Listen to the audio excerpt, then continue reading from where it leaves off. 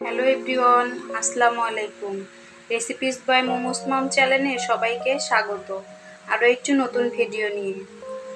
আমি আজকে পুরান ঢাকার চা নিয়ে এসেছি। কিভাবে বানাই মশলা চা। 1 কাপ চা বানানোর জন্য আমি পরিমাণ মতো 1 কাপ পানি দিয়ে দিলাম, এই কাপ পরিমাণ মতো।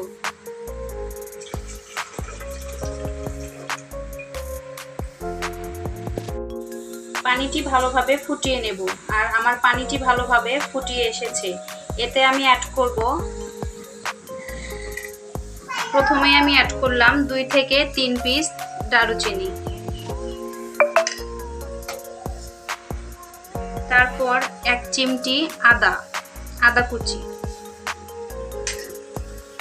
তারপর আমি অ্যাড করছি 1 চামচ লেবু কুচি। তারপর আমি অ্যাড করলাম 1 থেকে 2টি লং এবং একটা সাদা এলাচ। তারপর আমি অ্যাড করব 1 পিস লেবু রস।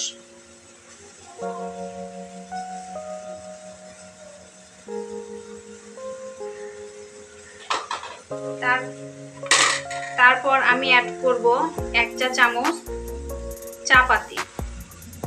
1 কাপ চায়ের জন্য 1 চামচ চা পাতি যথেষ্ট।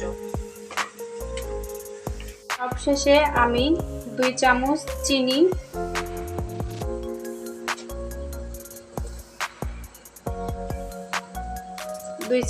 চিনি, আর হাফ চামচ বিট লবণ দিয়ে পানিটি ভালোভাবে ফুটিয়ে নেব, যাতে মশলার ফ্লেভার বেরিয়ে আসে। তাহলে আমাদের মশলা চা রেডি। 1 থেকে 2 মিনিটেই আমাদের মশলা চাটা তৈরি হয়ে গেল। আমরা নামিয়ে নিলাম চুলা থেকে।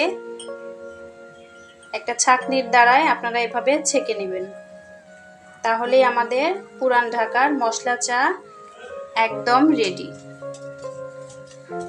দেখুন এভরিওয়ান, আমার এই পুরান ঢাকার মশলা চার কালারটা কত সুন্দর এসেছে।